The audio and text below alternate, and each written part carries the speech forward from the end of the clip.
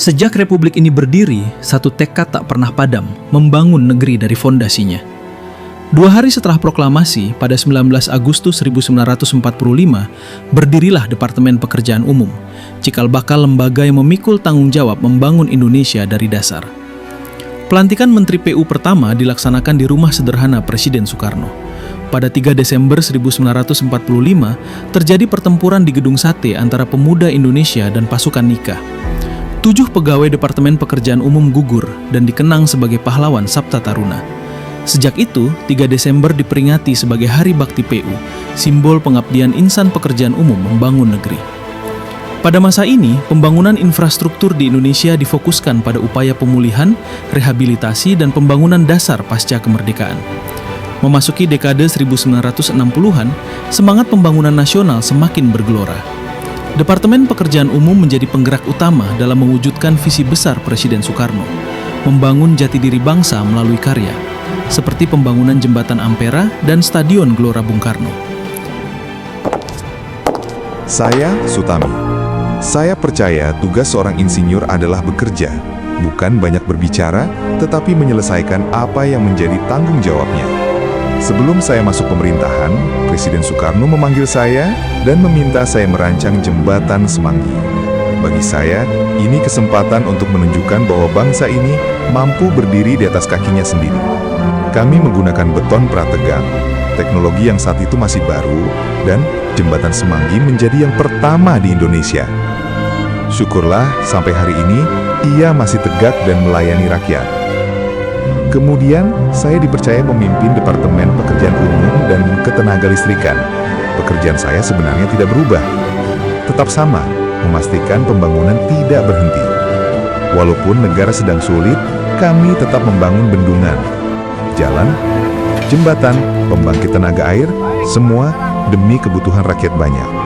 Saya hanya ingin apa yang saya kerjakan memberi manfaat, karena saya yakin selama pembangunan berjalan, rakyat punya harapan, dan masa depan bangsa sejahtera.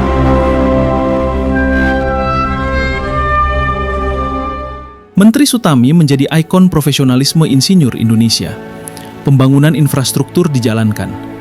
Beberapa infrastruktur yang telah dibangun yakni Gedung MPR, Jembatan Semanggi, Bendungan Jatiluhur, dan Sutami. Era pembangunan nasional. Infrastruktur menjadi simbol kemajuan dan stabilitas, antara lain Jalan Tol Jagorawi, Jembatan Musi II, Jembatan Mahakam, Jembatan Barito, Bendungan Kedung Ombo, Bendungan Gajah Mungkur Wonogiri.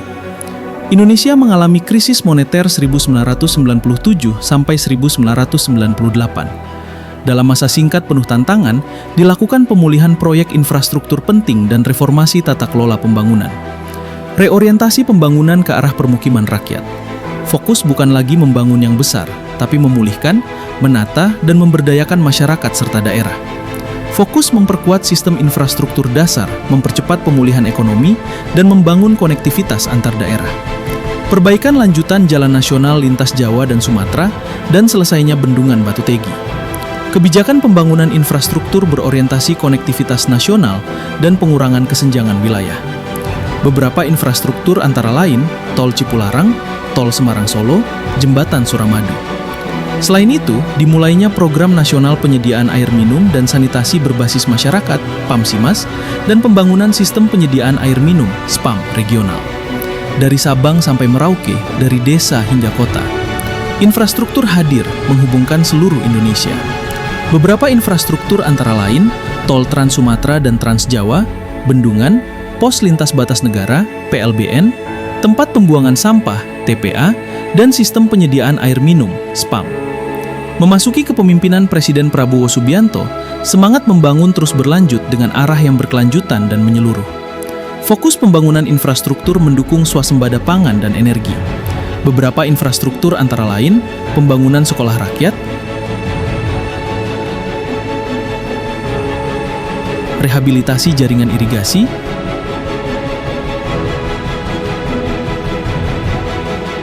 perbaikan jalan,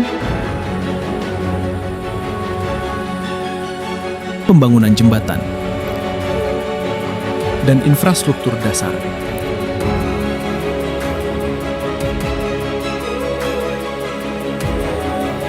Selama 8 dekade, Kementerian PU terus menyesuaikan diri dengan zaman. Nama boleh berubah, struktur boleh berganti, namun semangatnya tetap satu, membangun negeri untuk rakyat.